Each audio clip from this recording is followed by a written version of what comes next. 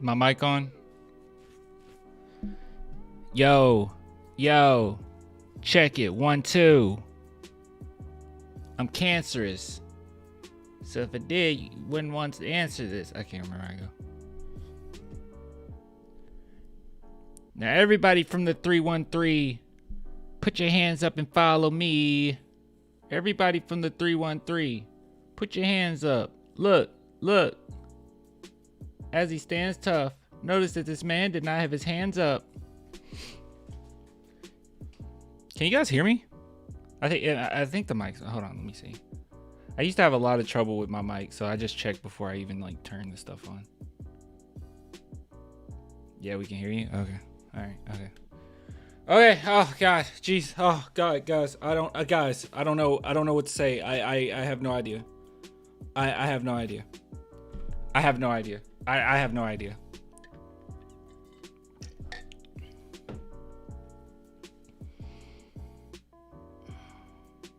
How you guys doing? Everybody doing okay?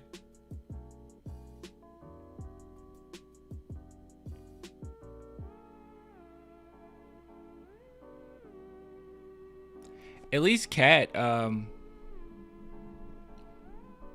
least Cat saved us a little bit tonight. He had a 62-point performance, so there's that.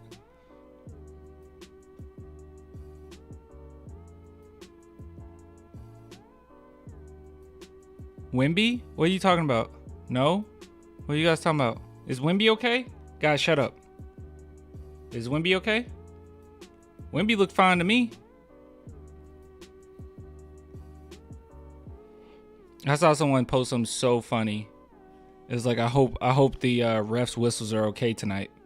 They took some abuse. Wimby's fine? Okay. What are we talking about?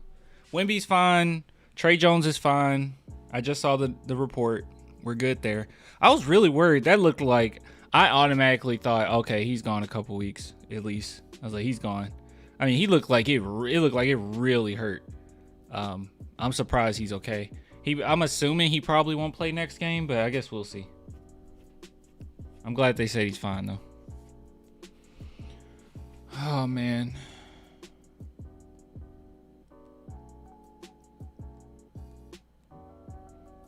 Guys, I don't know what I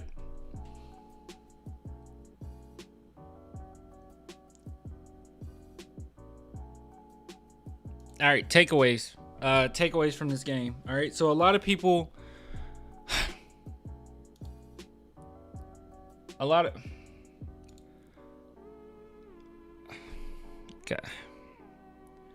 of people gonna say we're complaining about fouls, okay? Because obviously I was on Twitter and I kind of lost my mind. I that was such an awful game. I mean, it felt like it was no play without a foul. It was infuriating, and a lot of people are gonna say, well, it's because Joel Embiid is just so dominant, clan. Like, what do you want? What are they supposed to do? What are they supposed to do? I don't know. Allow people to play defense, maybe. I don't know. Because Joel Embiid seemed like he can get away with just about everything. But then when it came to our team, it was every single call. And I wouldn't be saying this. And I know some people brought up the argument, well, the Spurs are a bad team. Yeah, we're a bad team, but we're not a bad fouling team. The San Antonio Spurs are a really good team when it comes to fouls. We're fifth best in the league when it comes to foul calls. We don't foul a lot. We don't. And if you want to use the argument, well, it's because he's just so dominant. He just muscles his way into the paint. Well, you know who else muscles his way into the paint? Giannis. Giannis has 11.5 free throw attempts per game. Thank you, Dan. I love you. 11.5 free throw attempts a game, opposed to Joel Embiid's 12.2. But you know what we held him to? 6. He has 6 free throw attempts when he went against the Spurs last. We don't foul a lot. This game was BS. This was absolute BS. Every single call. I mean, it was just ridiculous to the point where I would see those clips circle around Twitter because I didn't watch a lot of Sixers games, okay? But I would see those clips circle around where Joel Embiid is just flopping all over the place. And I'm like, you know, it might be one of those things where people are taking one clip and, you know, everyone's replaying it. And now everyone has in their head that this is what he's doing. I know he's done it in the past, but I was like, no, they're probably being a little unfair. Heck no, dude. Heck, this dude, hold on. He had 23 free throw attempts opposed to our entire team who had 27. 27. The 76ers had 40. And then watching this game, the 76ers, their entire team looked like they were fishing for calls. It's just a plague. And it's one thing if he's getting calls and they're hard calls or you know, it's he's getting physical, we're getting physical, whatever, and they call some fault. No, they were calling like just about everything. I mean, it was ridiculous. It got so, the refs were so used to giving him calls that it was a play where hold on. Actually, I'll show you. I'm going to risk copyright for this because this is how bad it was. Let me see if I can find it. I think Bala posted it. Let's see. It got so bad that blatant blocks became fouls. Let's see, where did he post it?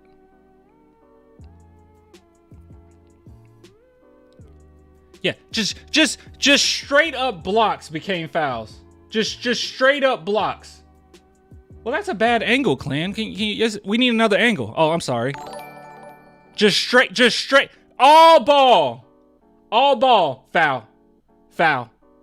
He's 7 feet tall. He's like 300 pounds. Why is everything a foul? It was ridiculous. And then he has the audacity at the end of the game to flop. And people can say, well, Blake Wesley, I mean, that was an uncalled for. It took them a millisecond to call a flagrant foul. It took them a millisecond, half of a millisecond to call that flagrant. Oh my God. They didn't have to think about it. They didn't even think it. Usually it takes a while. You know, just have some type of discussion. They looked at that and they were like, well, I don't even know if they played the replay. They're just, this is a flagrant. Like, come on, dude. What do you do? I just don't know. And it's so frustrating. This game in particular is so frustrating because it's like, pick what you want, NBA. Like, if you want the game to be physical, allow the game to be physical. I think that sometimes the game has gotten out of hand with the physicality. I was fine with them being a little bit more ticky-tacky with fouls. But now it's to the point where, well, Joel Embiid can just do whatever he wants, and then we just can't touch him. He just, like, at that point, it's like, just take off your jerseys, put it on some cones, and just go home. And just allow Joel Embiid to do drills and get up to his 70 points. Why not? They'll still call fouls. Just why not? The game will be no different. I'm sure the 76ers fans will still enjoy it.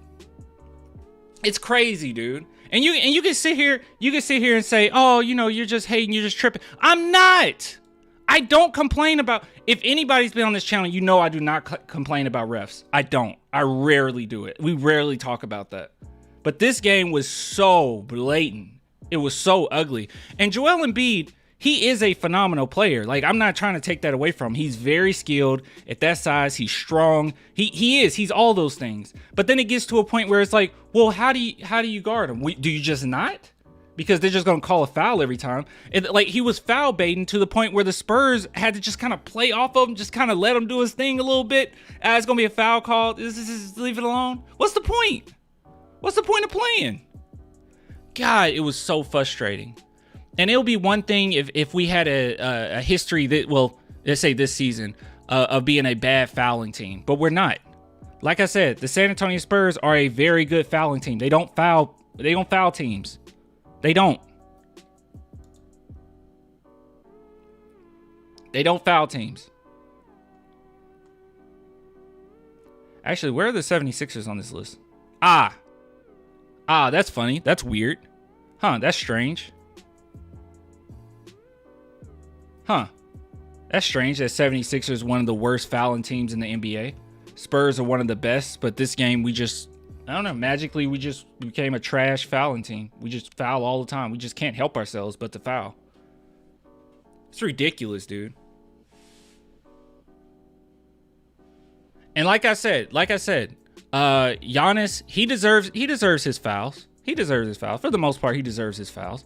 But the Spurs, like I said, going against the Spurs, we don't foul. We don't foul them a lot.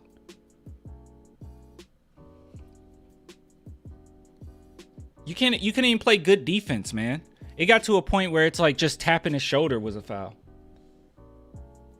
And I know it's always going to be, oh, that's loser mentality to complain about refs. No, at this point, it's like, what do you do? You know? I don't even have any takeaways from this game. Honestly, all I can say is I'm proud of the Spurs. I think they played hard. You know, while Embiid got 70 points. That's a shame. So Embiid got 70 points. That's great and dandy. But Wemby, he still had a good game. He still came out to play. 33 points. So he came out to play. Also Victor Wembanyama getting 5 personal fouls. That's, I don't know. He doesn't foul a lot. Wemby doesn't foul a lot. So yeah, that's another thing. He doesn't foul. So I don't know. It was ridiculous. They was just calling fouls back to back. The game was unwatchable. I never want to play in Philadelphia again. I just wanted to watch a good game. If we would have just lost, if Joel Embiid just cooked us and the whole 76ers team just cooked us and it was a fair game, I wouldn't trip about it. But I don't know, man. Trade Wemby, he can't guard.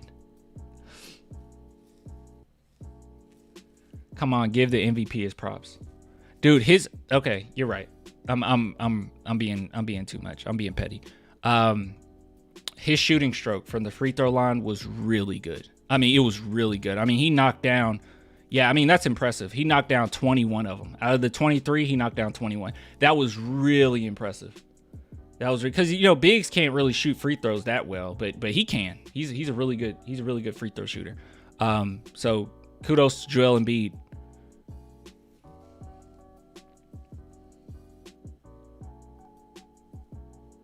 Oh, wait. Oh, you were being serious? Oh, you're just sad, dude. You're pathetic. G-Man, you're pathetic. He said Wemby can't guard anyone. You're pathetic. I thought you were joking. That's why I laughed before, because it's so ridiculous. That's such a ridiculous thing to say that I thought was funny. But yeah, you're terrible. That backhanded compliment. What you mean? I say he has a good free throw shooting stroke. You disagree with me?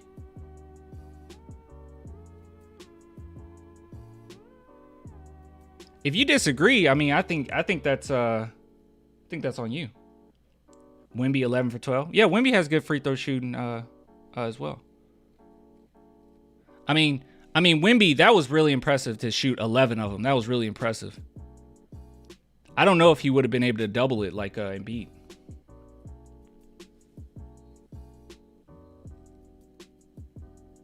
I don't know. But look, he has 70 points, but at the end of the day, we lost by 10. Like, that's actually really impressive that we lost by 10.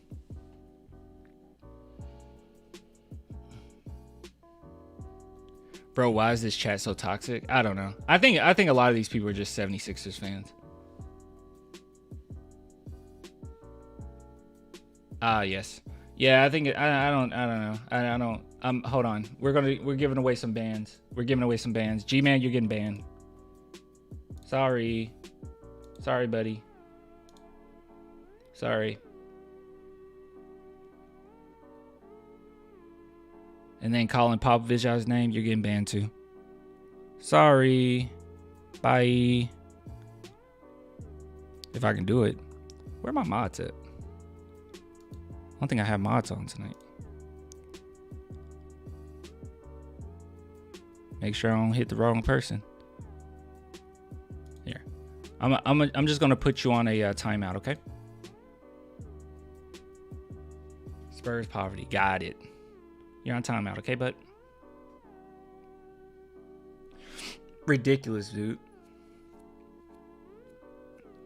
He said, please don't. Okay. I'll be nice to you. You call Popovich out his name again, then you're gone. Ah, dude. Very frustrating. Very frustrating. But seriously, though, in all honesty, the Spurs played pretty well. I don't complain. Like I said, guys, I don't complain. I don't sit here and rant about refs. It's rare. I'm usually ranting about us and what we did wrong. But this was one of those games where, I mean, by the second quarter, I was just like exhausted. It's just like, well, I don't think we can win this. Like, there's no way to win this way. There's just nothing you can do. But I will say this. Once we get a little bit more talent, like next season, this team's going to look completely different. I'm expecting most of this bench to be gone. Like, I'm expecting, well, not most, but I expect Doug to be gone, Osman to be gone. Keldon to probably still be here. That's still kind of up in the air. I'm not 100% sure. I'm assuming he will be. Wesley will be here. Mamu might not be here, or Mamu might not be here. Graham might not be here. I don't know what happened with Branham. And then, yeah, Champagny, I'm assuming he'll be on the bench. So we're going to have a completely different team come next year. But man, oh man, and he'll have more talent and we'll all be good. Sohan needs talent around him. I think that a lot of times with him, you don't necessarily get to see how good he is at times because he's more of a compliment player. Like he can make other people better because he's that glue guy, that connector. So he'll have more talent and we'll just look like a better overall team. I'm not going to make the argument that like the Spurs should have won this game, right? I wouldn't make that argument, but it did get to a point where I'm just like, dude, I don't know what you're supposed to do at this point. The Spurs don't, and this is coming from people, I think people that are saying, you guys are just whining. These people that actually don't watch the Spurs don't foul. They're, you know, you can say what you want about them. You can say, you know, our record, it is terrible. You can say all that stuff. You can say we don't have enough talent. You can say we don't have enough depth. You can say that our perimeter defense isn't great. But I will say this, they don't foul. The Spurs don't foul.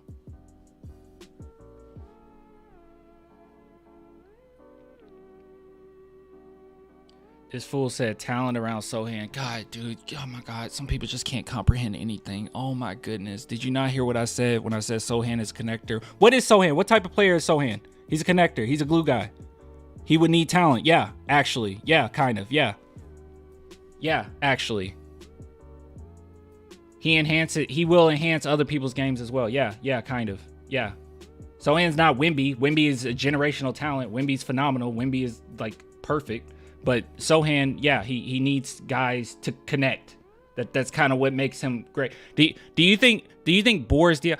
What would Boris Diaw be on the San Antonio Spurs? You think we will remember him as fondly if he was on this team? Also, think about Draymond Green, because I think Sohan is closer to like a Draymond Green type player than a Boris Diaw. But like, think about Draymond Green. Draymond Green, he's a really good player when you get certain players around him. He makes them better. So yeah, you don't even know what you're talking about. Can't comprehend anything. Jeez, dude. You say Wemby needs talent around him, and then I say Sohan needs some talent around him too. It's like, what he says, Sohan? And I'm like, God, man. Good God.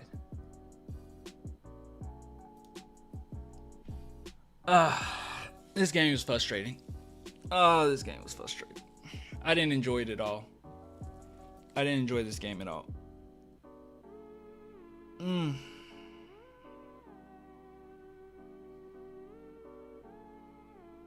No ban yet. Claim, why do you give these trolls your attention? No, I've seen this dude before. I don't know. Wait, no. Yeah, he does deserve a ban. Hold on. He deserves a timeout at the very least. You're going to go on timeout. I won't hide you from the channel yet. What? You see, this is what I'm saying. Yeah, you're getting a timeout. He said, you think Sohan is on Draymond Green's level in his prime? When did I say... Whoa. Chat. When did I ever say that? When did I ever say Sohan is Draymond Green in his prime? I'm no. You're getting timeout. Goodbye. So ridiculous. Hey, give me 1 second.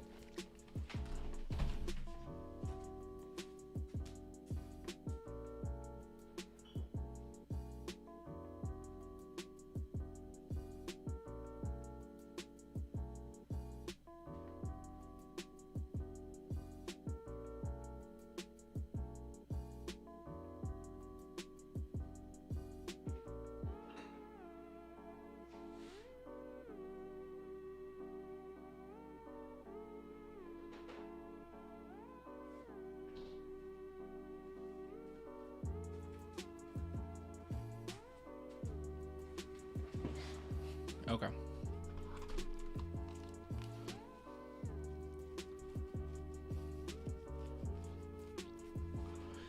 Clan don't. I'm not. Oh man, so frustrating. So frustrating.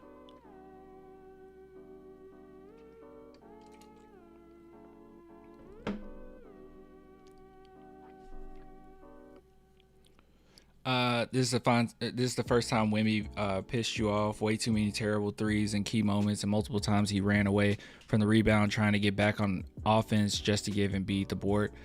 Yeah, that was pretty bad. I did notice he did that a lot. But in the fourth, I felt like it was more so like he couldn't get physical, you know? Like he has so many fouls till he got to a point where he couldn't even be physical. He can, like, I don't know, you just can't really fight for, like, it was, God, dude. I feel like okay, we've had 2 games. Actually, hold on. Let me make sure I'm not wrong on this. But I feel like we've had 2 games thus far in which Wembanyama had 5 fouls, and both of those games were terribly officiated. It was like they were going to call those fouls regardless. Let me see. I'm pretty sure, though, there's been 2. I could be wrong, though. Let's see. Oh, no, there's been more. Oh, he had 5 fouls in the Bucks game? Did he get it at the very end or something? I don't remember him getting 5 fouls. I don't remember that.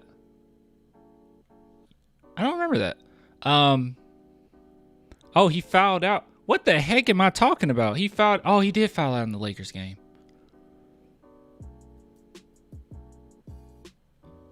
Okay, then the Memphis game. Wait, that's the in-season tournament. Is that the one I'm thinking about? Yeah, I'm completely wrong on this.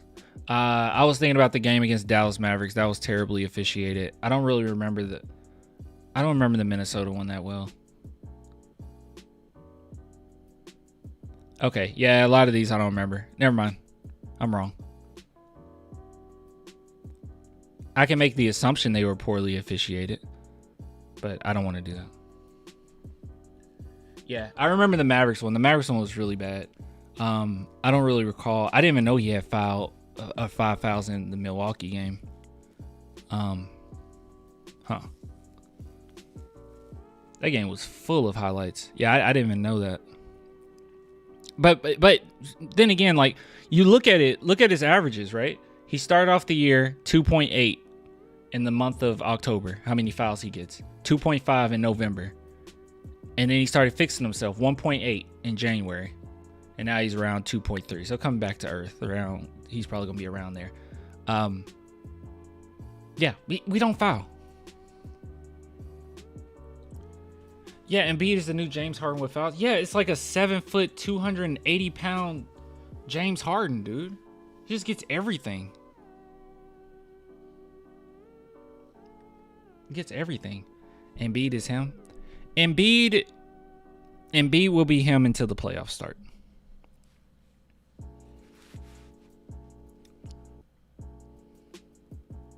Fishing for fouls won't work once the playoffs start.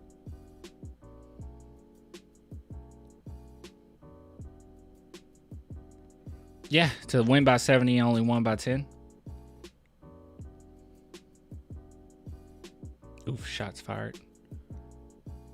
Well, it's true, though. I'm not trying to be like a jerk about it. It's just true. Embiid over Jokic. Jokic has a championship. What, you said right now? Oh, okay. Well, yeah, in the regular season, sure. Whatever.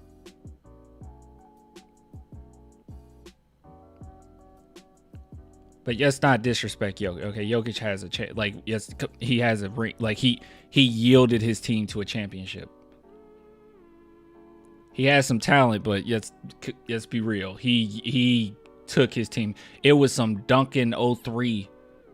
It was some Duncan 03 performances from Jokic, okay? He just put his team on his back. If you want to say Joel Embiid is better than Jokic right now in this regular season, whatever. I really don't care. Trey injured? No, Trey's okay. It's been reported that he's okay, so no worries there. I was like super worried too. I was like, oh my god, like this. I was like, this game already sucks.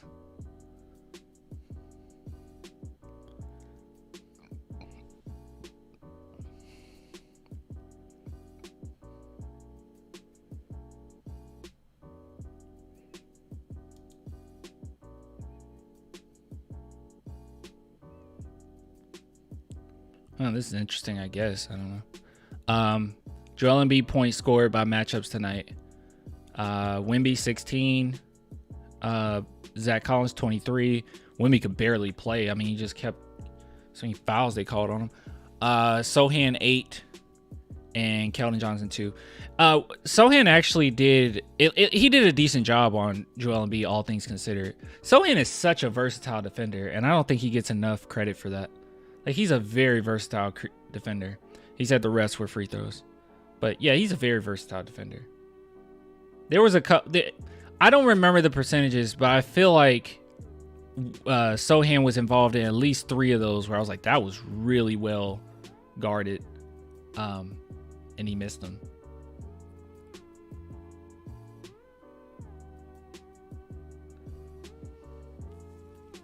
I guess my main thing is just like, Joel Embiid is very physical as far as like getting in his position or whatever in the post. That's fine. I'm all for that. I love that. But at the same time, it's like, what do you do as a defender at that point? You know, I mean, they were calling him foul. They were calling Zach Collins. They called Zach Collins on a foul that was ridiculous. He wasn't pushing up. Joel Embiid was extremely aggressive. I guess Collins just supposed to let him. Just let him. Just let him do whatever.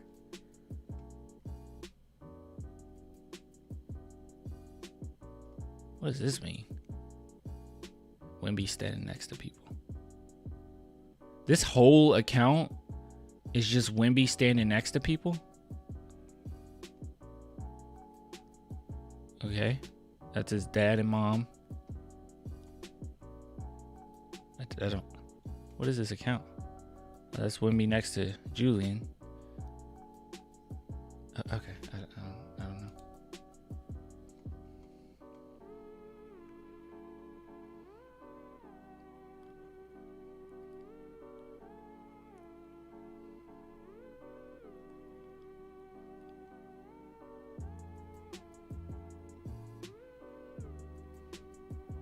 See, this dude's completely missed the point. Well, that's 50. Acting like dropping 50 points is normal now. Okay, seen it all. It's the way that you have to guard him. Like, don't get me wrong. He had a really good game. Like, a really good game regardless. Like, it's kind of... But it's to the point where it's like you don't know how to guard him without getting a foul called on you. And it turns to foul bait, and you don't know... Like, they don't know how to guard him. To the point where he is getting easier looks than normal. They don't know what do you do?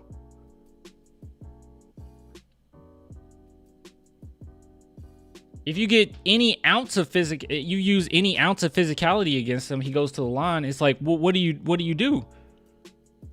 You're trying to manage how weak these foul calls are versus this mammoth of a basketball player that you have to go against. It's just like, what do you do? That's the point. You can't just take away the free throws and say, well, without the free throws, he had this many points. Well, partially, the part of the reason why he has this many points is because of how often he could go to the free throw line. You can't get too aggressive with Embiid. You can't get too physical with Embiid. But he can get as physical as he wants. And it's like I said, it's even more frustrating because the Spurs do not foul. We don't foul people. We rarely foul. We're the 5th best team in the NBA as far as foul calls. We don't get a lot of personal fouls.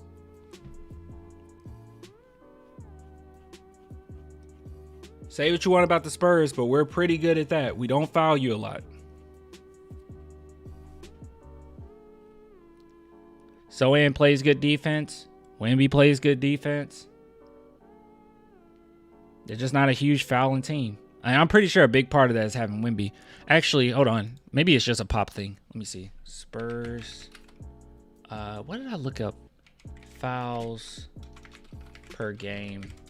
I think we can just go to each. Let's see. Team's opponent. No. What? Hold on. What? I guess free throw attempts. I guess we can do it. No, wait. It will be personal fouls, right? Hold on. Let's figure this out.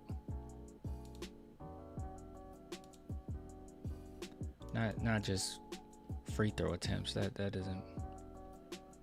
There's different types of fouls. Hold on.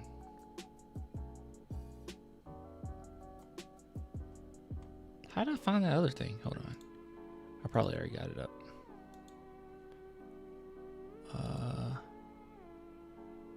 No, I have to have it up. Here it is. All right, I got it on ESPN. Okay.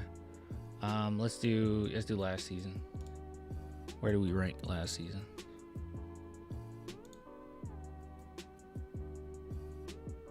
Okay, so we were kind of middle of the pack. Wait, maybe not. 1, 2, 3, 4, 5, 6, 7, 8, 9, 10, 12th. So we were 12th last year in fouls, or personal fouls, per game. Just out of curiosity, just keep. Oh, not postseason. All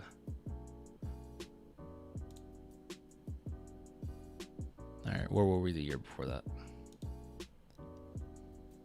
We were second. Yeah, it's a pop thing. It's just a pop thing. Yeah, it's a pop thing, guys. We were third the year before that. Pop teams are just fundamentally sound. As you can see here, we were fifth. Yeah, it's just a pop thing. We don't foul a lot. And then you add the fact, dang, 2018, 2019, we were first. Yeah, we just don't foul a lot.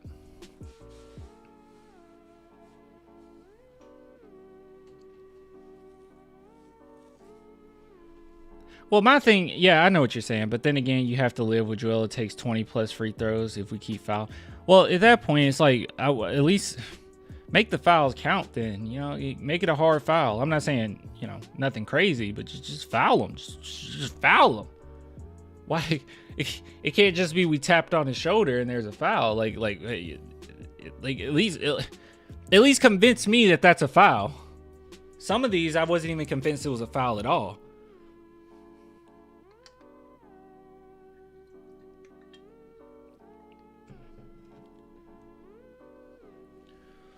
Oh, man. I'm just glad it was close. I genuinely thought we could come back. At the very end, I was like, this team might be able to come back. But it was going to be tough with Wemby having 5 fouls like that. Like, Wemby had to play different. But he came to play, though. Wemby definitely came to play. I don't know if you guys noticed that. He was locked in.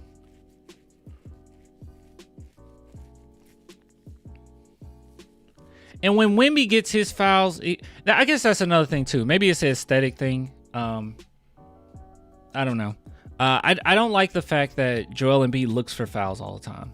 I don't like the fact that after almost every play, he was looking at the ref. I hate that, dude. I despise that. It drives me crazy. And it's like, yeah, if Wemby gets fouled, he rarely looks at the ref. Like, it happens, but he rarely looks for the ref to bail him out. And that happens a lot with Embiid. It was like every play he's complaining. I never seen somebody. My boy Swish said something that was so true. Hold on. I reposted it. Let me see. Where is it? Where are you, Swish? There it is. Yeah. It's pretty incredible that Embiid is on pace to shoot 30 free throws in this game, and he's still complaining to refs about not getting calls. It's insane. For the commentators complaining for flagrant 2 is crazy work. Okay, so I know it was on NBA TV. Were the NBA TV commentators commenting that? Or was it the 76ers commentators? Either way, that's ridiculous. Wemby, you're right. I mean, guys, I know this is like typical like fan stuff, but at the same time, I'm a fan, okay? I'm with you. Mudhorn? I'm with you. He said because Wemby don't flop and he's not a crybaby. I'm sorry. I know that that's like typical fan terminology. This player cries. No, but you're right. No, he's not. He doesn't cry. Some players, I just feel like, okay, you just cry too much. I feel like LeBron, he just cries too much. He's always looking at the refs. LeBron and Embiid are just two guys that's always looking at the refs every single play. They're complaining about something. I hate it, dude. Not every player's like that, mind you. Not every player's like that.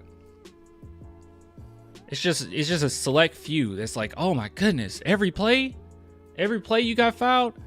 I swear, if it was up to LeBron, he never fouled anybody ever, and he's been fouled on every single play. Embiid needs the Shaq treatment. Oh, well, like I complimented him. Remember when I said he has really good free throw shooting form? Can't just give him the Shaq treatment. It probably won't work out as well for you. It'll stop their offense. Nobody will be able to get high. Just foul him and let him go to the line. I don't know.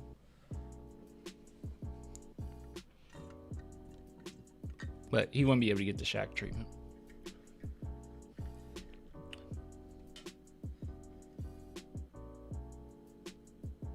We'll have 100 in a game? Wemby will have 100 in a game?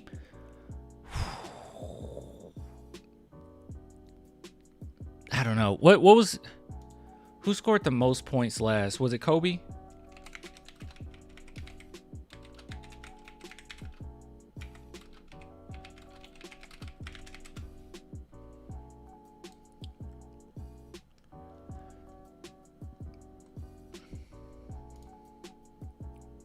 It was Kobe. No, Donovan Mitchell. Oh, wait, no, it was Kobe. Yeah, Kobe, 81. Okay. 81 in 2006. Why did I think it was earlier than that? That was a crazy Kobe performance. You guys think he'll I mean, Wemby's capable. People are going to be so salty if Wemby beats Kobe's 81. I don't think they will be, actually. I don't think they'll be salty about it. Hey, funny enough, like, while awesome as Wemby is, people actually really like Wemby.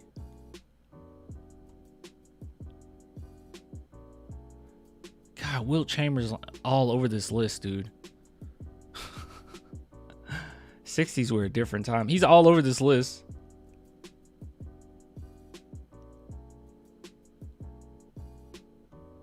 Jeez.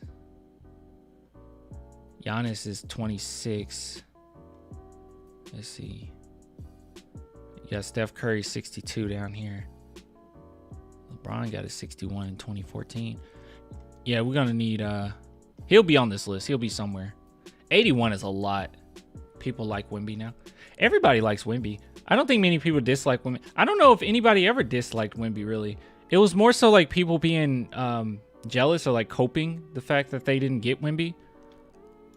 Like, it was a lot of Rockets fans just coping that they didn't get Wemby. I don't know if they hated him. I mean, they said stuff like, oh, I hope he gets injured, but I think they were just coping. I don't know. I don't think they hate him.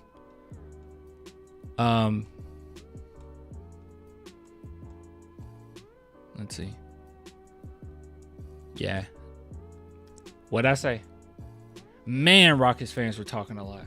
Woo! They were talking a lot. As of right now, they're not in the playoffs. God, they were talking so much. But man, they were just so arrogant. At least the Spurs have a direction, right? With the Rockets, I mean, they're like, well, we added vets. Doesn't that make sense? We did that to help our young guy. You did that because you don't have a pick in the upcoming draft. That's why you did that. It had nothing to do with anything else. It's like, what are you talking about? That's why they did it. They didn't have a choice. Duh. What else are you gonna do? What's the point of tanking? You don't have a choice. Who cares? You don't have a pick. Duh, you would add vets and just, let's entertain the best we can. But this is what happens. You become a mediocre team. That's why I'm saying, that's why I didn't want the Spurs to do. We were on that path too. We were so close to that path. with the DeMar DeRozan, LaMarcus Aldridge team and Rudy Gay and all the vets. We were on that path of mediocrity, and they got off of it. They got off of it as soon as they could. So this is, I mean, even though this hurts, this sucks. They only have 8 wins right now or whatever. It's necessary. We'll be all right. We'll be all right. I was talking to Swish about this, and I'm gonna try my best to do it. I'll have to go into work the next day super early, but so on trade deadline, we were talking about possibly going on live and just talking all day. Like once I get off work, come home, and we just talk from like 5 something all the way up to about 2 a.m. Probably 1 a.m. honestly. At least up until the Spurs make a move, because they're gonna do something. Ooh, I like that. Yeah. We were thinking about that. Just being on and just talking. That'd be fire, Clan. Yeah. He brought it up to me, by the way. So you thank Swish Hill. You thank Swish Hill. You follow Swish Hill, by the way. He's still working to get, because he has to get a new computer and everything. He has to fix his computer, so he's thinking about starting some stuff back up. But yeah, go follow Swish Hill. Swish Hill. Follow his channel. Follow him. Tell him Clan sent you, okay? You can jump on one of his videos and say Clan sent me here. Just follow him, okay? Yeah.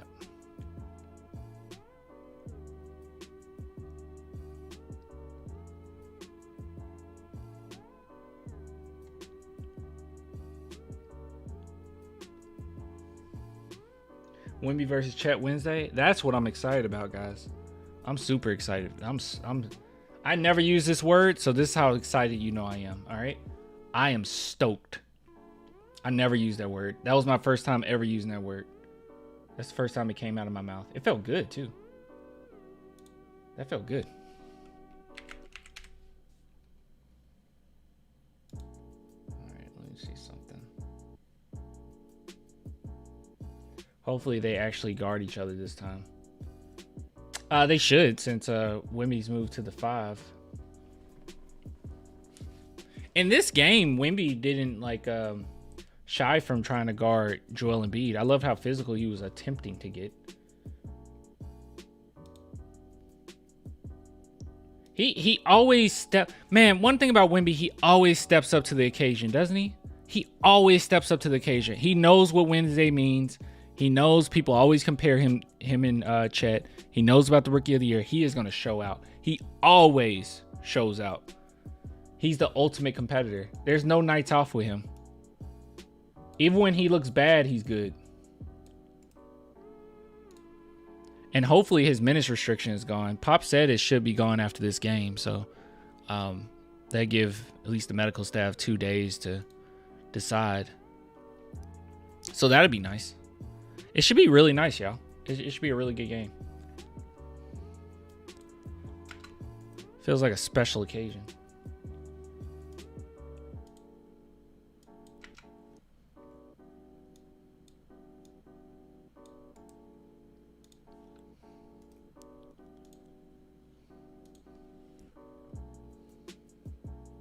What? Let's see.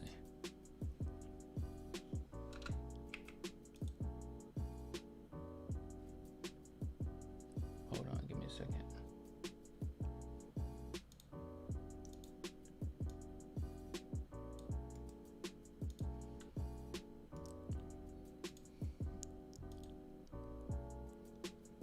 Jeez, why did that take all that?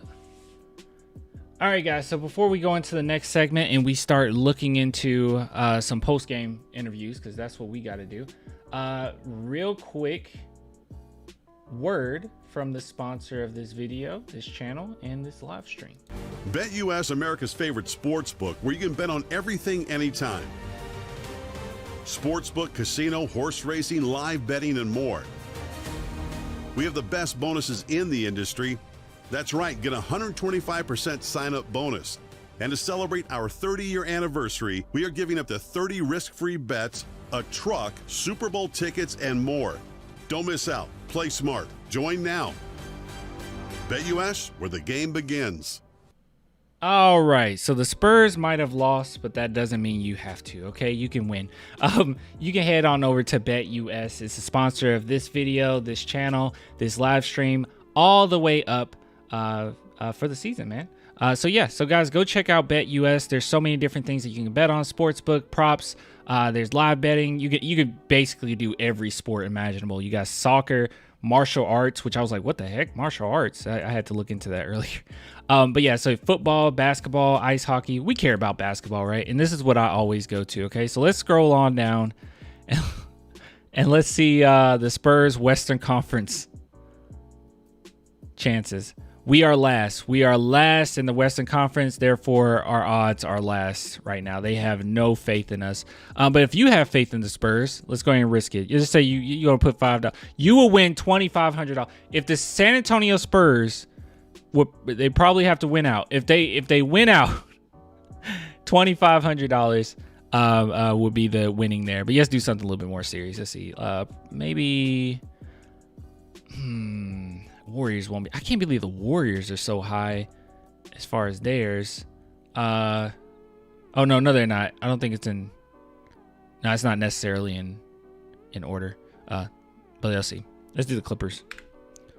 $5 give you 20. Hey, that's good enough. That's all right. But yeah, there's so many different things. You can do live games, like right in the, as soon as the game is start, you can do that. You can do it by quarters. It's just so many different things. Just go check it out at the very least. Link in my description. You'll receive 125% bonus. That means you put in $100. That's $225 to play with. So go check it out, man. Check it out. What? Clan be so serious? About what? Bro, you've never heard of MMA? Talking about martial arts? I need more water, dude. No, it threw me off. I was like, martial arts. I didn't instantly think MMA until I went to it.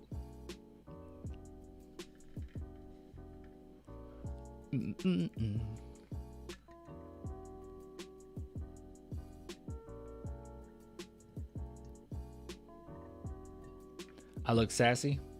You mean zesty, right? Hold on. I am going to get some water. Give me a second.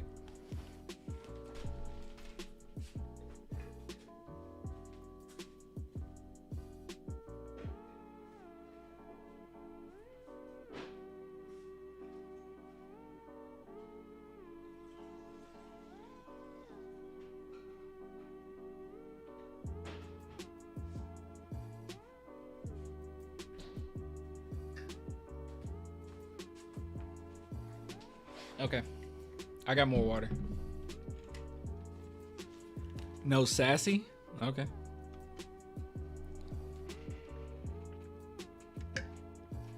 Clan acting mad zesty right now.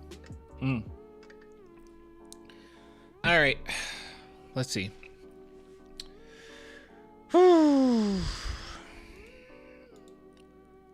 So I saw some people saying that I hope Pop goes off about the refs. Hold on. Before we even get into it, let's make sure. Dang, they uploaded this early? So yeah, so I saw quite a few people.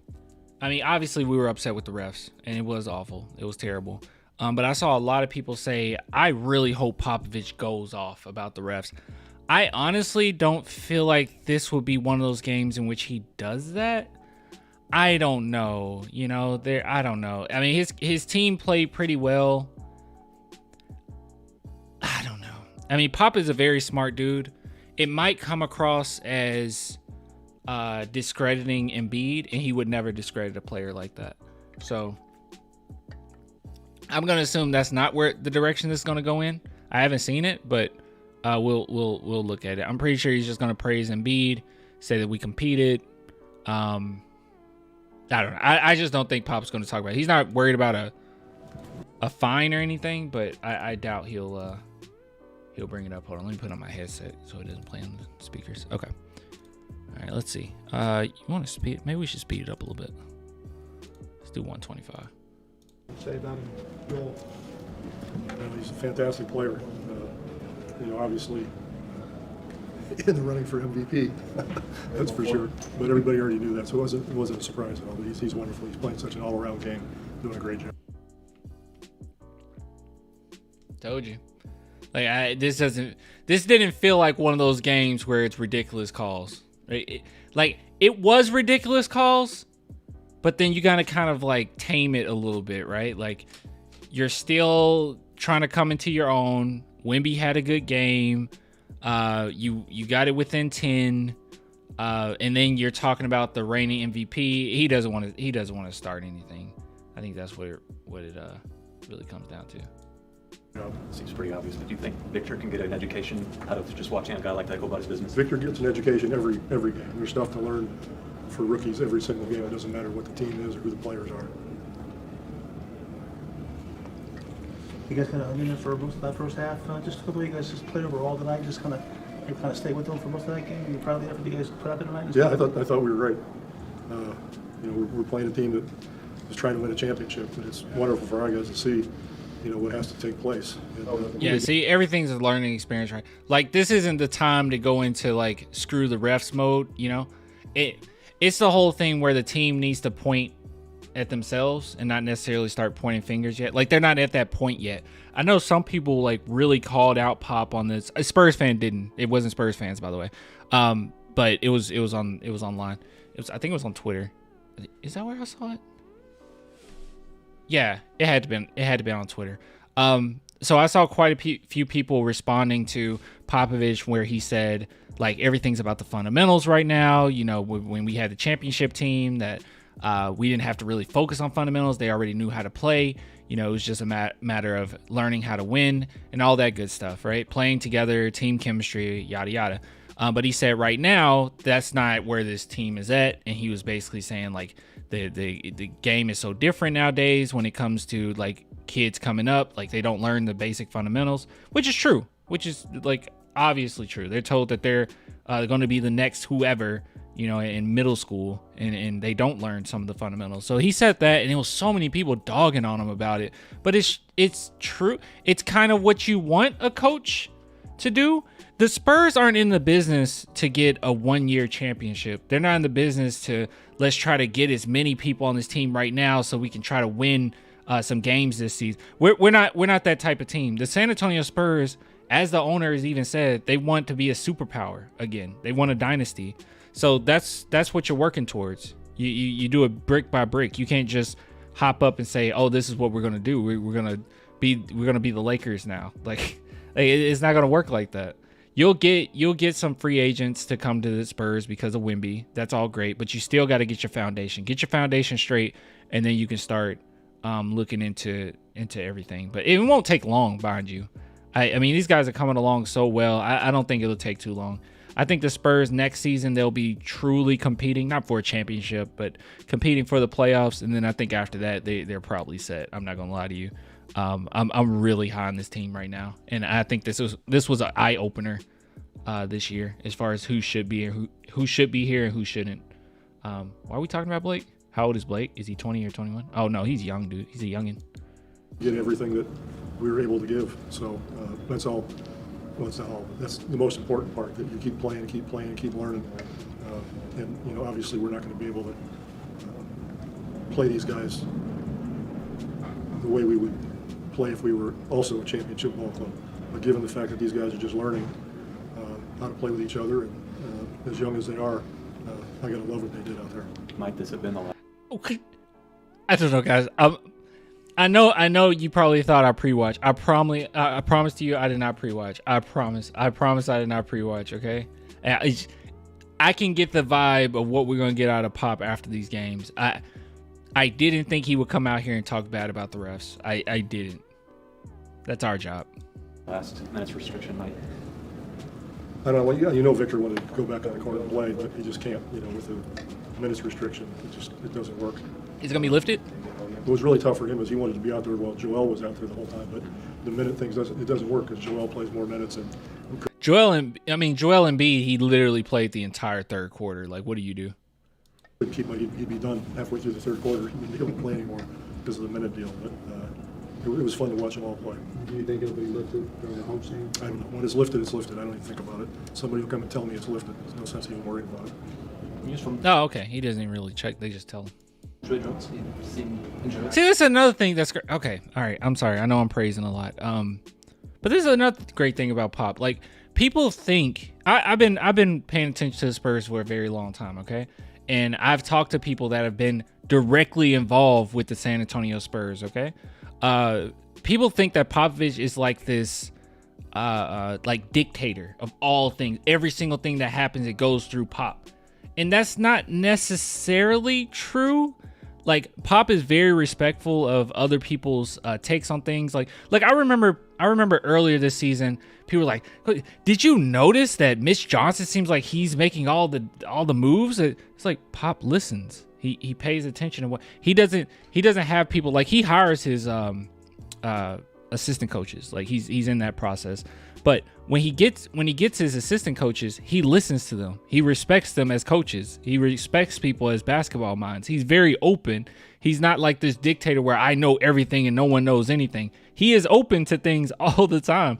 That's how he's been able to adjust from the 90s all the way up to the championship in 2020 or 2014. People talk about like, well, he doesn't like to shoot threes when he created it. He created that. Pop was one of the first. The San Antonio Spurs were one of the first to play that way. So I don't know what people are talking about. I don't know. I hope not, because he's very, very important to us, more than most people would expect. But you know, he's the heart and soul out there as far as keeping us together and showing the grit. You know. Skip said that? Skip didn't say that. Shut up. Skip didn't say that. Sebastian says Skip said, like, when Skip says that Pop doesn't let players play video games, he's joking, right? Skip didn't say that. I know Skip says a lot of dumb things. He didn't say that, did he? There's no way. Hold on. I missed what Pop said. Who are we talking about? It was really tough for him, as he wanted to be out there while Joel was out there the whole time. But the minute things doesn't work, because Joel plays more minutes, and we couldn't keep him. He'd be done halfway through the third quarter. He wouldn't be able to play anymore because of the minute deal. But it was fun to watch them all play. Do you think it'll be lifted during the home scene? I don't know. When it's lifted, it's lifted. I don't even think about it. Somebody will come and tell me it's lifted. There's no sense even worrying about it. News from Trey Jones. He seemed injured. I don't know. Oh, Trey Jones. Okay. Trey Jones sets the move. Okay. I hope not, because He said that Pop was too old school and doesn't understand that kids like playing video games now. Even Kmart has said that. Oh my God, they're idiots. This is why I don't listen to Skip Bayless anymore. I haven't listened to Skip Bayless in years now. I think it's been a couple years. I've actively avoided it. I started to realize that there's no analysis. I was convinced that they don't even watch the games half the time. Like, no, there's no analysis going on. very, very important to us, more than most people. For instance, with the Dallas Cowboys, the only reasonable analysis you should have with them is that Jerry Jones sucks. That's kind of it. We can say this player should have done this. Dak should have done that. The coach should have done this. At the end of the day, the common denominator since the 90s has been Jerry Jones. Jerry Jones, gotta go. Would expect. Retire, please. But you know, he's the heart and soul out there as far as keeping us together and showing the grit. You know, night after night after night. So hopefully he's not hurt. For us, you know, that would be tough. The guy getting minutes behind him now is Blake Wesley. Do you like seeing how he's responded to that? Yeah, he's been very physical and been very aggressive. You know, finding people at the offensive end and getting into people at the defensive end. So I like the way he's been playing. Thank you. Thank you. All right. Blake Wesley is great. I love his defense. Hold on. What was his numbers this game?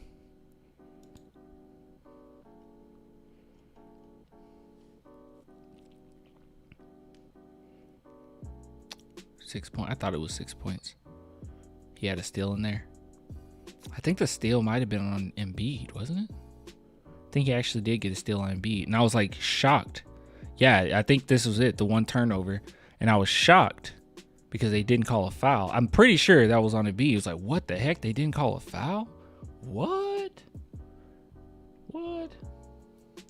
Gosh, I hope Trey is not hurt, especially not before the game with OKC. I don't know if he'll play for OKC, but what we do know is he is okay. I might have to step up and start myself if Trey's hurt. Hold on, let me check. I know I've seen this. Crap. Let's see. Here we go.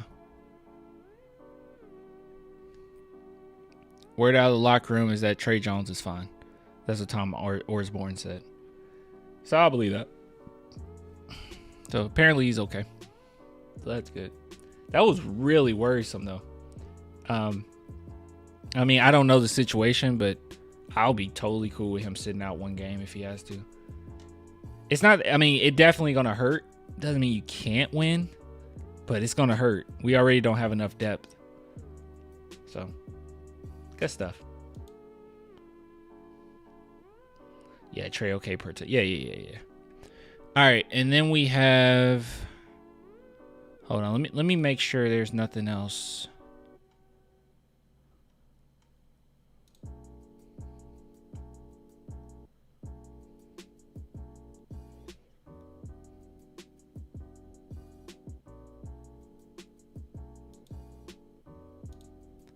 People are gonna call me really petty for like going on and on about the free throw attempts, but I'm sorry. It was bad.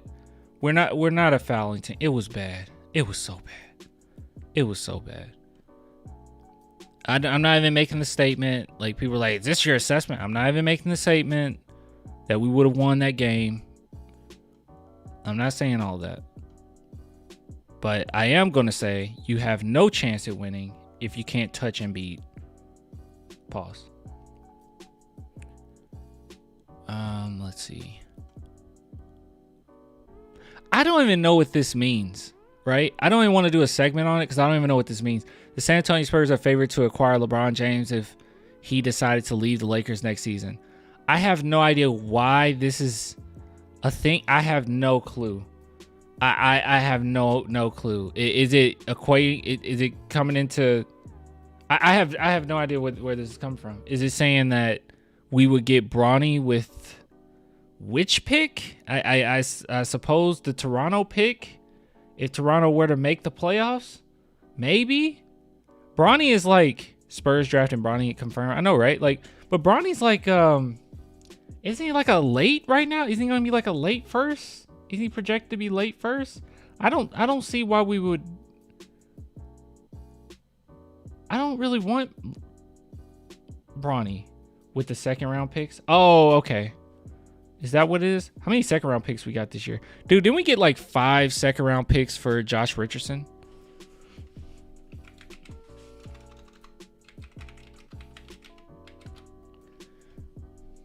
I have a pet peeve, okay? And my pet peeve is when people use draft projections, or not draft projections, but where guys land in the draft to invalidate comparisons. It's like, you can't compare this player because he was at this point in the draft. You can't compare this player because he was this point in the draft. When in actuality, there's so many different reasons why a guy would fall down in the draft, right? Like Malachi Branham. I mean, I guess he would be more harshly criticized if he was higher in the draft where he was supposed to be. He was projected to be higher in the draft. Keldon Johnson was projected to be higher in the draft. And the only reason why he failed is because it was certain teams he didn't work out with. Like, there's so many different reasons why someone might fall. Sometimes teams don't pick upside and they pick what's the best fit, and that causes a player to fall. And then you go to that next team, it was like, well, they don't need that position. They already got to start in that position. And then you go to the next team. Well, you didn't work out with that team. And now you're going down in the draft and down in the draft and down in the draft. You know? There's so many reasons. So it's so silly. Like, wait, I can't compare Nikola Jokic to, I don't know, Steph Curry or Giannis. Like, are we serious? That's insane to me. I don't know. Clan, when are you going to start doing the draft analysis videos? I really enjoy those. Fairly soon. Just give me a minute. I want to at least get past part of the season before we get into that. Because it'll be nice to already have... I kind of want the college season to be just about over with before we start doing that. By the way, people that's told me like you're crazy for liking Cadeau, you guys need to pay attention to him. That dude he's good, guys. He plays the right way. He plays good defense. He's very quick. His passing ability is top notch, elite level of IQ. I don't know what to tell you. This will be a guy. I guarantee you, if the Spurs somehow, some way end up getting Cadeau in like 2025, because he might stay another year. If they were to get Cadeau in 2025, fans would love him. Spurs fans would absolutely love him. They would. I don't like Topich. I don't really, I'll be real with you. I don't know what people see in Topich. I'll have to watch, maybe I'll have to watch like more of his games. You know, maybe I'll see, I don't know. I feel like half the people that mention Topich hasn't even really watched him. I mean, he's good finishing around the rim. But man, it's so crazy because some of the things that the guys I like get accused of, Topich is that. Like people said, Modest Buzelis is stiff. I don't see that at all. I don't know where that's coming from. But then I look at Topich and it's like, but you want Topich? He's very stiff. Sar. I like Sar. He's cool. I have to look more on him though, to be honest. Did you watch the special video on Wembanyama made by Jimmy High Roller? No. Dude, somebody tried to get me a copyright strike. That some dude named Adams Apple, and it was from a video from this is insane. It was a video from 7 months ago. It was a video 7 months ago of us going over Wemby when he landed in New York, and he tried to give me a copyright strike on that because he was in New York and videotaped it. That's insane. That's absolutely insane. Kind of crazy that I almost got a copyright strike on this channel for no reason. Yeah. It was insane, dude. And the option on there was like, well, you can contact them and try to resolve this. I was like, I'll just delete the video. I don't care. It was like 7 months ago. Who cares? I'm not going anywhere near his channel. Oh my God. I couldn't believe he did that. So lame. What the heck?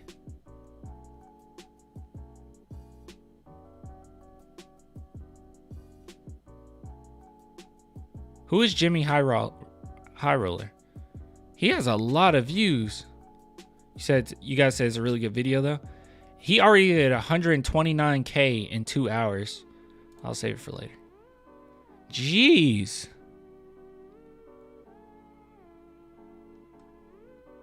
I have to check it out. You don't know Jimmy? No, am I missing something? Hold on. In the NBA, I don't think. Wait a minute. Wait, that voice sounds familiar. Hold on, let me listen to it.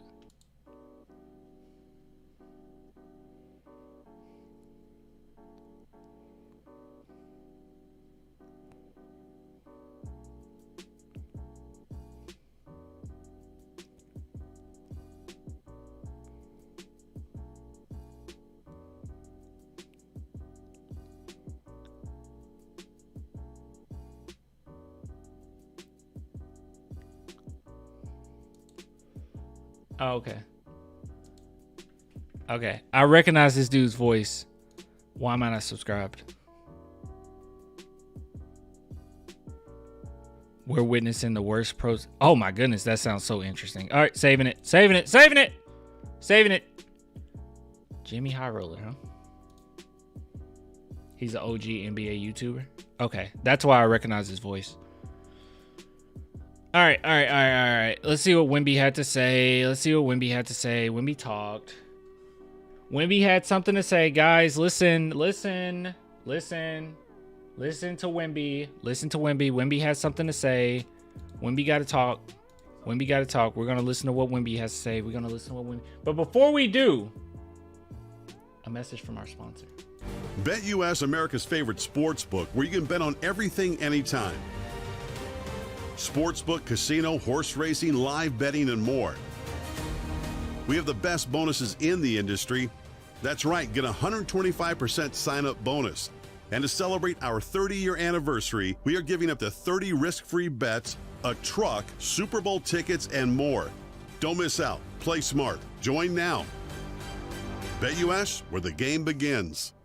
All right, so big shout out to BetUS for sponsoring this video, this live stream, and this channel for the duration of the season, this entire season, man.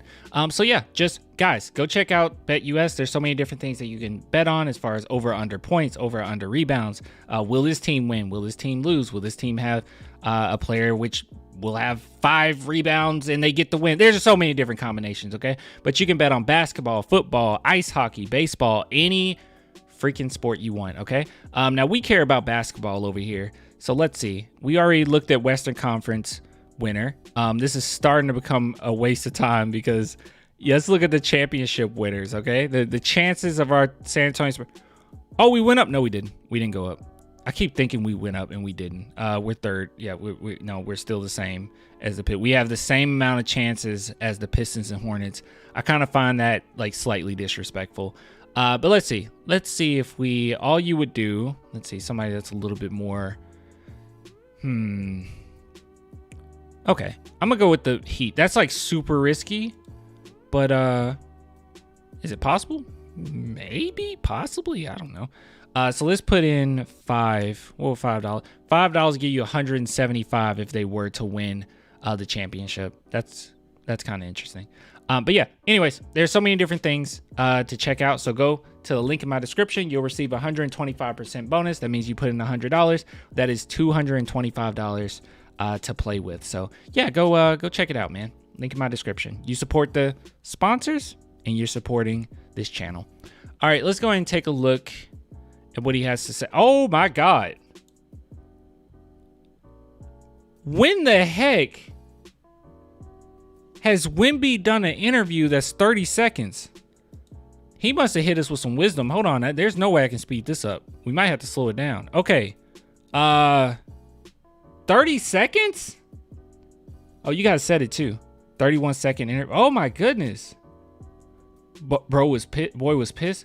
That's what I'm assuming. Oh man. Oh, this 30 seconds? How? At least give the man 33 seconds for his 33 points. I mean, really though. Hold on, dude. I'm nervous. It's only been 10 days. Gosh, I didn't hear a word he said there. Oh God, I didn't hear a word of that. It's only been 10 days.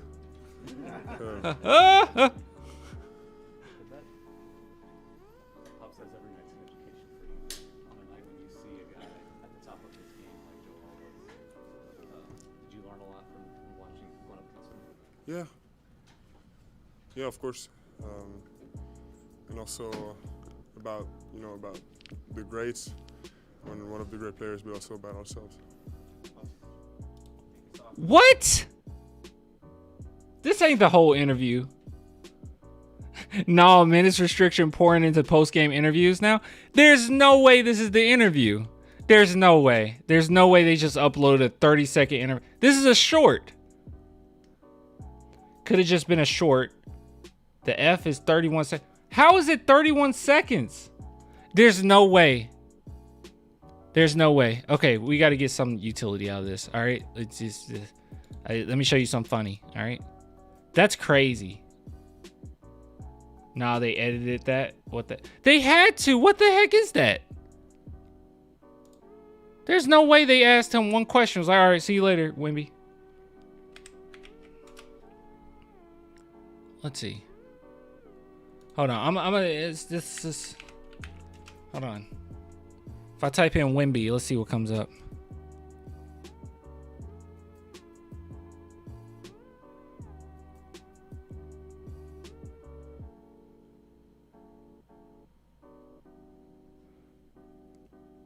Okay, so they talked Joel Embiid for 42 seconds. Okay, let's listen to what Joel Embiid had to say about Wemby. Night he had 81, and that was my favorite player. So I don't care. We're doing all this, so if he says it's inspiring, I hope in a couple of years, hopefully when I don't have to guard him and I'm out of the league, he's able to do the same thing and go out and break all these records and possibly break Wilt's record of 100 points. Yeah. Oh wow. Okay. Joel Embiid thinks that he could possibly beat Wilt Chamberlain's record of 100 points. That's going to be really hard. Guys, that's going to be really difficult. Even for Wemby. I guess in today's NBA, hypothetically, it's like, yeah, he could, if he, all the three-pointers and stuff. But, God, dude. People talk about, like, Michael Jordan went against plumbers. So disrespectful. But I will say in the 60s, I'm not going to be disrespectful. It's just going to be really tough to get to 100. That's all I'm saying. Okay, let's see here. I think he can beat Kobe's, though. 100 is just going to be so tough. Yeah, that got to be really tough. That wasn't what I'm going to show you, though. I was going to show you this. Where is it? Here it is. That looked bad when I was just scrolling up. Okay. He was like, woof. Woof. That boy big. Woof. I was actually, I don't know. I felt special because I caught this and then I instantly like put it on here. And then like a couple minutes later, I realized other people caught it too and they posted it. So I was a little disappointed, but hey, it is what it is. Yeah, he was just shocked by how tall he is, which is crazy because look at that. He does look short compared to Wemby. It's insane. Wemby's so good. He's so good. Clan, you got to add some of them HEB behind the scene Wemby Sohan clips to the BFF thread. Oh, do I now? Do I? Do I? Do I? Do I though? Do I? Did I? I'm on it, my boy. Look at this. Do I need to do that? I'm on every single. I'm telling you this right now, guys. Because I think that Sohan's going to be a Spur forever. I think Wemby will be a Spur forever. Until these two retire, okay? I will be posting on this thread every single. Because you don't necessarily, like. I know someone brought up this, and they were like, well, it like completely missing the point. Well, Clan, when I criticize Victor Wembanyama, no one gives me hate. But when I say something about Jeremy Sohan, everyone gets upset. And it's like, well, because unanimously, everyone agrees that Victor Wembanyama is great. He's popular. Everyone likes him. ESPN likes him. Everyone. Mainstream media, fans, everyone likes Wemby, okay? The narrative this entire season has been Wemby needs more help. So yes, your criticisms of Wemby is probably going to be underneath the dirt, buried, no one cares. Jeremy Sohan, on the other hand, the media and the fans, especially outside of San Antonio, are 50-50 on him. They don't really like him. They think he's garbage. They think he's trash. So the discourse is just so disproportionate compared to what it is with Wemby. It's like ridiculous, the amount of hate that Sohan gets. So it's 50-50. And with that, it became a crazy narrative that Sohan and Wemby are at odds. Or at the very least, Jeremy Sohan doesn't like Wemby. Absolutely ridiculous. On the basis of nothing, people just said that. They didn't necessarily pay attention to the fact that Sohan was playing a new position. They didn't pay attention to the fact that, he was more disappointed in himself than anybody. They just automatically made the assumption they're not giving it to Wemby on purpose. Like, it's intentional. At this point, I think it's intentional that they're not giving it. Absolutely ridiculous, stupid, dumb tape. I don't know where that's coming from. Absolutely dumb. It wasn't intentional. It never was intentional. These professional basketball players, it's not intentionally not giving it to Wemby. Why would they do that? Nor do Spurs even draft players that have that amount of narcissism. It doesn't happen with the franchise. Not often, okay? It's very few players that have that level of narcissism. That come through San Antonio. No, nobody's jealous. That's absolutely ridiculous. So to combat the hate, I went ahead and made a thread, and I added every single interaction that we know of, because, you know, if you see these, there's 50 more of them behind the scenes of these two getting along, showing each other love. Showing each other love. I just put all of them, that they had some in common, that they had a history, and they were even joking about the game in which Wemby blocked Sohan. You know, the fact that they both are huge fans of soccer, and they talked about how Sohan reached out to Wemby before he was even drafted. Just so many different things. On court chemistry, this anything that comes up, I'm adding it to the thing. Yeah, I'm adding it to the thread. People are so silly with this. But yeah, and yes, we are still on the segment of Wemby. By the way, we kind of are. Sohan is our second best defender. See Kuzma's numbers in Washington game. Yeah, dude. Yeah. Sohan's our second best defender. Here's a question: would you guys call? And this will be because I'm uploading this video later. If people made it this far into the video, but I'm asking chat, and then I'll look into the comments too. Do you think that Devin Vassell is a two-way player? Would you call Devin Vassell a two-way player? Because I wouldn't call him a two-way player. I would say he's a good defender, decent defender, adequate defender, not a bad defender. But he was getting two-way a lot. You said I wouldn't. Nope, no. Yeah, an offense threat. I mean, I would call him a 3-level scorer. I just don't know if I'll go as far as say he's a two-way. I think he's shown flashes that he really could be a two-way. That's fair. I've always seen Devin as far as defense, like not. I mean, he's fine on ball. Like he doesn't. He's not detrimental to your defense. That's all. That like I think he's a good defender. He's not detrimental. I just don't think he's like a 3-and-D. You said Vassell is a 3-and-D role player for you. See, I think he's a 3-level scorer. That's as far as I go. And then defensively, I think that he does a good job playing the passing lanes, but I wouldn't say he's like a 3-and-D, you know. Who was the last good 3-and-D we had? Danny Green was a really good 3-and-D until he stopped making the three. Gary Neal couldn't defend, really, could he? I love Gary Neal, by the way. Was it Danny? D and 3. Yeah, 3-and-D. Was it Danny? Roger Mason. Patty Mills? Nah. It probably was Danny. Bowen. Kawhi. Kawhi isn't a 3-and-D. Wouldn't we just call him a two-way? Sohan could be a 3-and-D. He could be. I think Sohan's going to be really good. And people like, I don't know. Champagny might develop into a good 3-and-D. That's actually a good point. Yeah, I actually agree with that.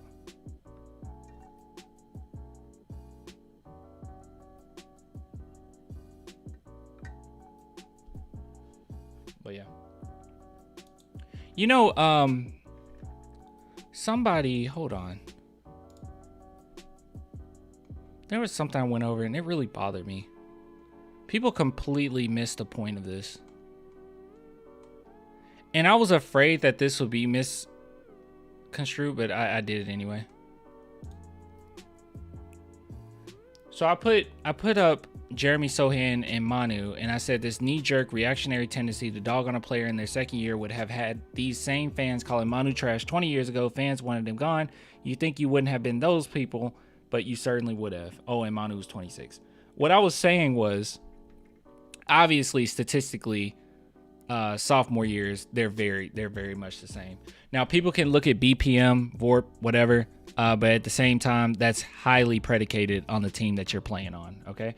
But all I was bringing up was the fact that Manu Ginobili got a lot of hate his first 2 years. Maybe not as much because contextually, the Spurs were winning, but he did. And I think if a young Manu, not young, but you know what I mean, early in his career, Manu went to this team, that people wouldn't find him that, like, he made so many mistakes back then. He would have made even more mistakes with this team. And I think people would have just said, I mean, some flashes, but this guy, you know? That's all I'm saying. Wasn't trying to compare the two to say Shohan is just like Manu. That wasn't the point of it. And I felt like a lot of people missed the point.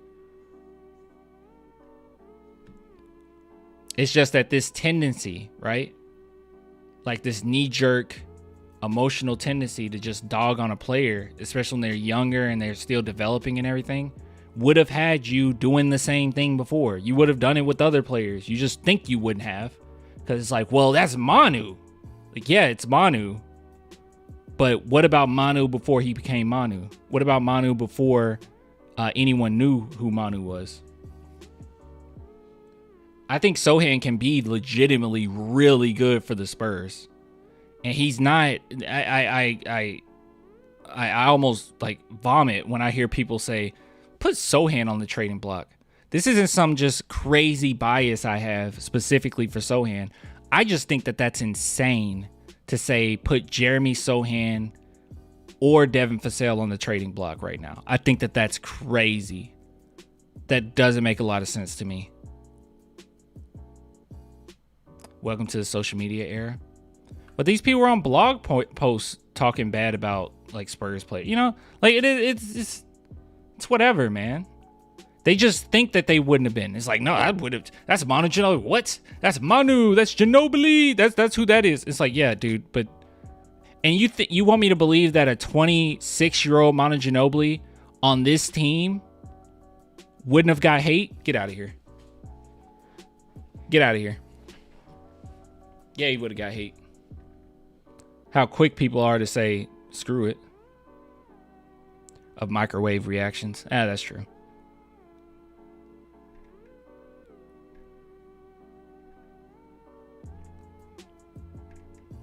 Even Tony Parker was hated back then? Yeah. Yeah, they hated Tony Parker, hated Manu. Like, yeah. So you want me to believe that? Like, I couldn't believe people took this and was like, wow, now we're comparing Manu to Jeremy Sohan, and just ignored everything I said. That really bothered me. I was like, oh my goodness. No one could read between the lines? You don't even have to read between the lines. It's in plain sight. Just read.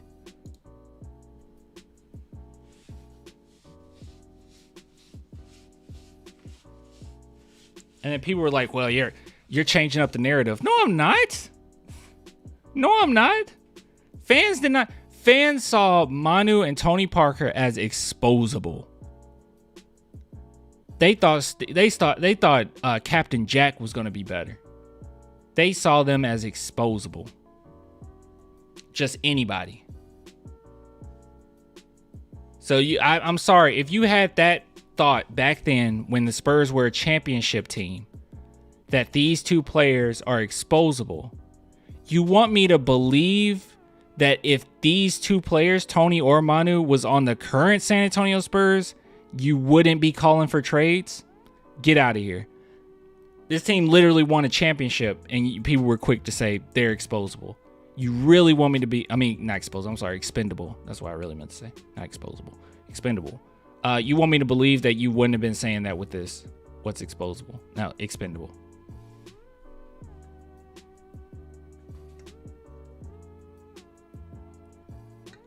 Lots of these Spurs fans are actually Wemby fans.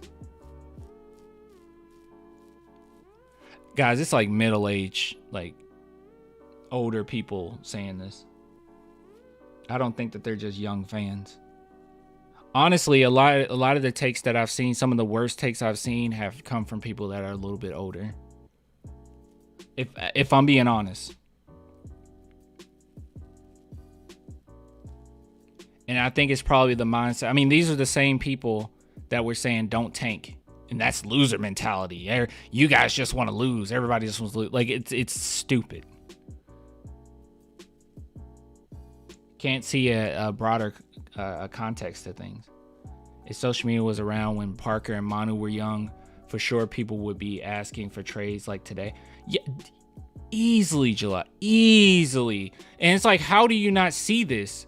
And then hold on. And not to talk bad about, I think it was Gabe. Yeah. Not to talk bad about Gabe, because I truly do like Gabe. But Gabe reposted what I said, and he said, making a comparison of early career Manu versus Sohan without mentioning what pick each guy was drafted at. The game is cooked. Why does this matter? Okay, so there's a few things here that bothers me when like people bring up picks. When they're like, well, this one's at, what about this? You can't compare this player. He was at this place and this place. Guys drop in the draft for so many different reasons, right? Like you can drop in the draft because of character, like Draymond. You think if we did a redraft, Draymond would go that low? No. You can have people drop because they didn't work out with specific teams. You can have people drop because teams are looking for a specific type of players and not just upside. A lot of teams in the first round, when you get out of the lottery, so if you don't make that lottery, let's say you don't make the top 10 or whatever, top 10, top 12, then you start dropping down because now teams are looking for fit. They're not looking for upside. So you have really good, talented players that go deep into the playoffs. I mean, not playoffs, I'm sorry. Deep into the draft. So there's that. I don't know why we can't compare this player to this player. I'm not doing that, but I don't think the draft is a good enough argument for that. And then number two, if Manu Ginobili was in today's NBA, he would be a lottery pick because the scouting has gotten so much better nowadays. So Manu Ginobili would be a lottery easily. I really do believe that he will be a lottery pick with today's scouting. And now number two, Sohan is the 9th overall pick, and he's playing as if he is a 9th overall pick. I would argue that he's a top 6 player from his draft. But even if you want to argue against that, no one could say, like you just don't know basketball if you say that Sohan isn't at least 9th. Some people might say 10th, but at least 9th best player in his draft class. Then why is he getting so much hate? If he's playing like a 9th overall pick, then why is he getting so much hate? So it's like any way you try to frame this, it doesn't matter. It doesn't mean anything. And that really bothered me from Gabe because I think Gabe gives really good basketball takes. I don't know what that was about. Sohan is improving faster than average. He is. And Sohan, and God, just like that idiot from earlier. Sohan needs people around him. He's that type of player. He's a glue guy. When he has more talent around him, he will help them shine. Every now and then, I'm not expecting Sohan to like average 20 some points a game. He's not really that type of player. But he's going to be valuable to any team. It's like the intangibles, the stuff that you can't necessarily, not necessarily going to just see on a stat sheet. But yeah, how does someone become mod on your channel, clan? Just out of curiosity. I just have to see you enough. That's all. Like the people that literally became a mod, like July there, like I just seen them so often. But yeah, just gotta be pretty trustworthy.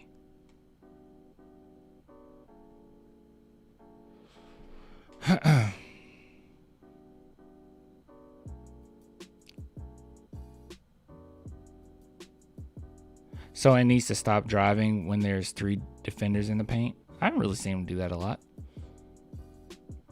I've seen Keldon do that a lot.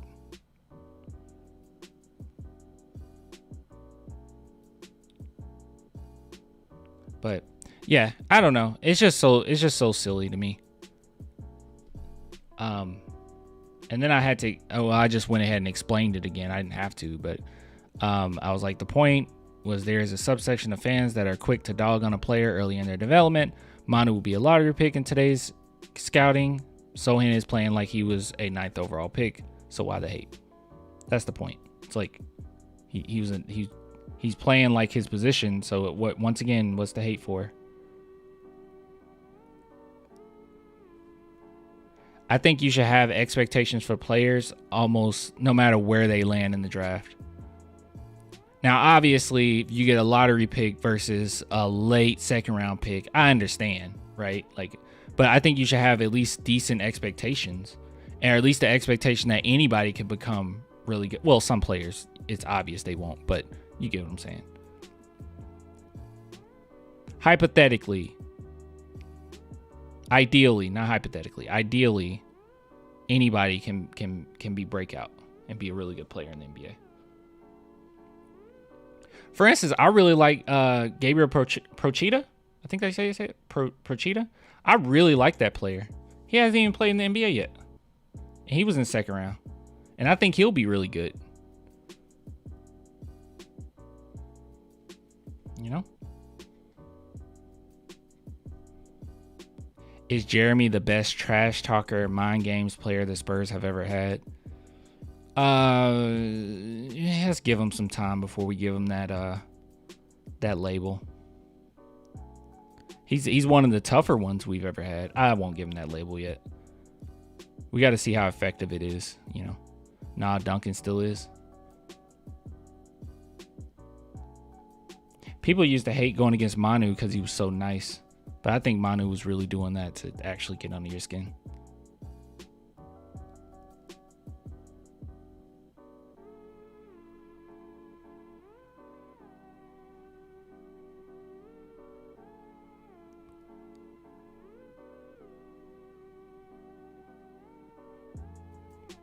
What happened? If you want to tell your friends this, but there's 3 people in the league that Wemby can't guard: Embiid, Jokic, and Giannis. And that's him as a 20-year-old rookie. He still leads the NBA in blocks and is a monster defender, whether they want to admit it or not. He did a great job on Giannis. We'll look at this and then let's get out of here. Wembanyama stats. Let's go to NBA.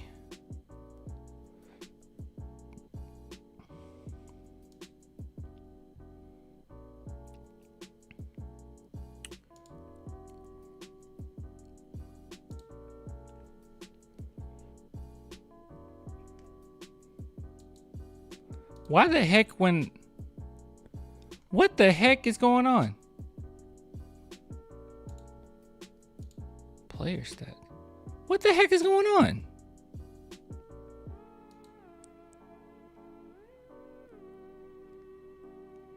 Your players will appear here. What is it doing? Huh? Oh, yo, what's going on with the NBA stuff?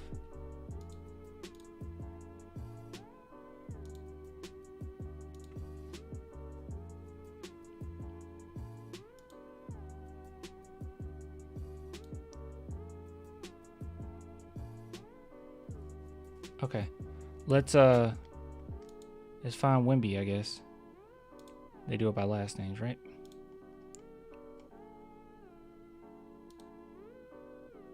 Okay, I'm at Wemby, and then I go to his stats, and then it shows all this. What is this?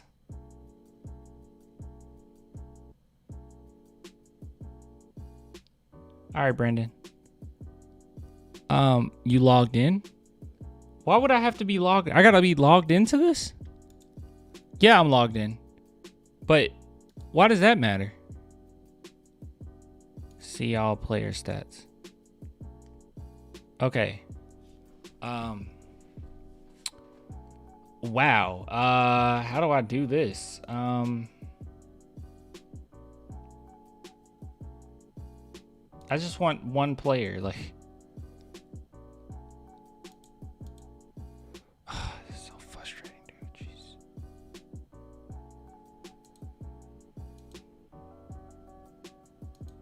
What the heck is going on? What is this, man?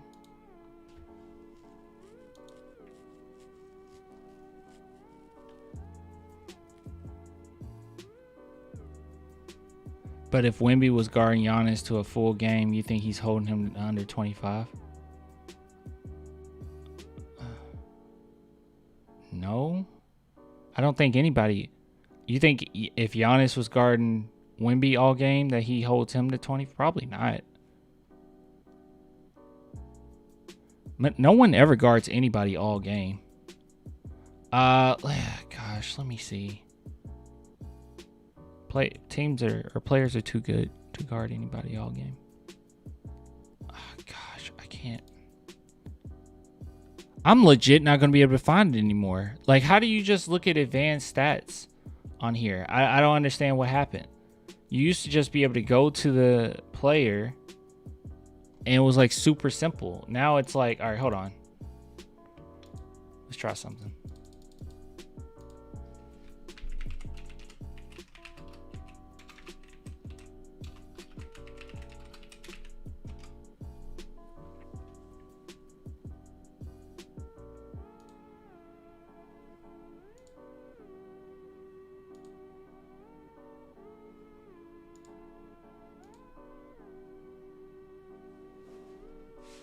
Okay, whatever. Does ESPN have it? Splits.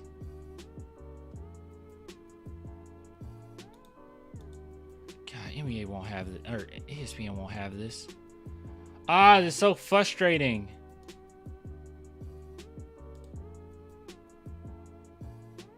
What is this? League roster. No players. Your players will appear here to follow a player, visit their profile picture. Did they change it? Okay, maybe that's what it is. All right, where are you? All right, where's follow? Okay, let's follow him. That's stupid. Now you just go to stats. Wow. Great. Wow, wonderful. Yeah, that's great. What the heck happened to this profile? What the heck is wrong with the... I don't know, guys. I can't even look at how well he did against Giannis because it won't come up. Sorry. NBA doesn't want you to know, I guess.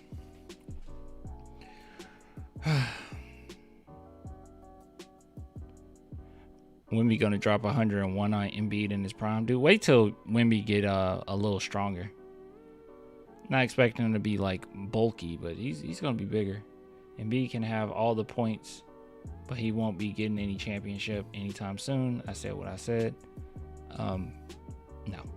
Those types of calls, it's like that doesn't work. That doesn't fly in the playoff.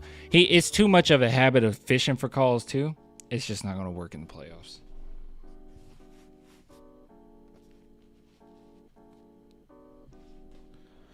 He did a good job this game, but man, also I've been getting really frustrated with Sean Elliott lately. Some of his takes are just like, what are we talking about?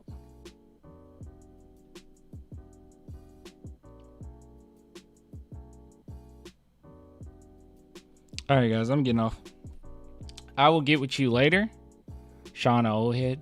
Man, I don't know, man. He's bringing up stuff where it's like, oh my God. It just sounds like it's starting to become like more and more complaining than anything. And then some plays where he's like, that's a good shot. That's a good pass. I'm like, what are you talking? Really? What are we talking about? Like the, when Sohan passed it to Wemby, and he said, you got to throw it up high. I was like, they're right next to each other. He should have just been more mindful of the defender. They're right next to, I don't know what. Really? It was weird. I don't know what he's talking about. Anyways, I'll get with you guys later. I'll see you next time. We're definitely going to be on here. Win or lose Wednesday. I like listening to Spurs home broadcast. I mean, that's what I listen to. Try Stat Muse, a basketball reference. Okay.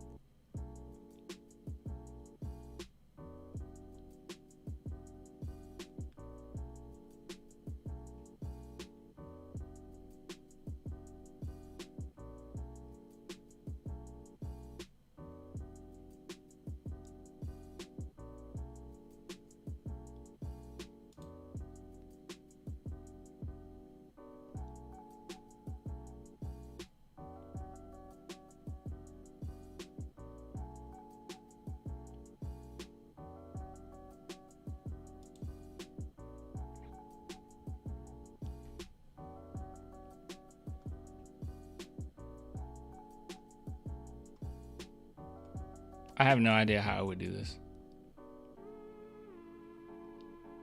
I'm already ready to give up.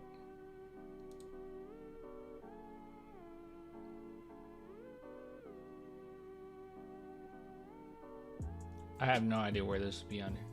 I don't know. I'm sorry. I don't care. Maybe NBA after work another time. I like Sean, not gonna lie. Like, yeah, his take's a little annoying sometimes, but bro has real experience, so I take his word.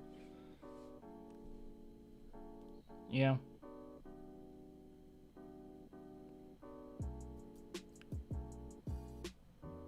I don't dislike Sean Elliott. It's just recently I've been like scratching my head. Like, what are you talking about? Like, I'm still not over him saying the other night Devin Vassell's contested three-pointer was a good shot. I'm still not over that. That bothered me. Woo. All right, I'm going off. I'm getting off. Watch the highlights. Watch every Embiid basket.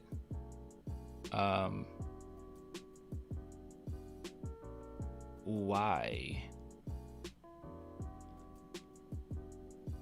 Sean Elliott wish he was coaching the Spurs. Why should we watch every Embiid basket? I don't know if I want to relive it. I just want to see if Jeff answered that. I'll give him a minute.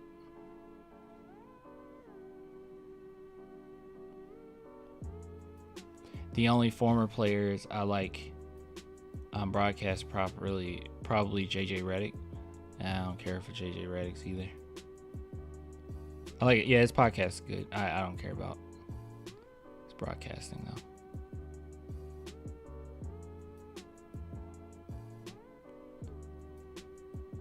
Reggie Miller's entertaining, but he doesn't even. Oh man, Clan depressed. This game took a lot out of me. This wasn't a fun game.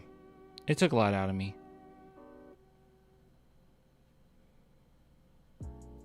It wasn't a fun game. I didn't like it. Nah, I guess that's it. Later, good looking. Thank you, Reaper. All right, I'll get with you guys later. We got Wednesday. Yeah, we're good. We're good.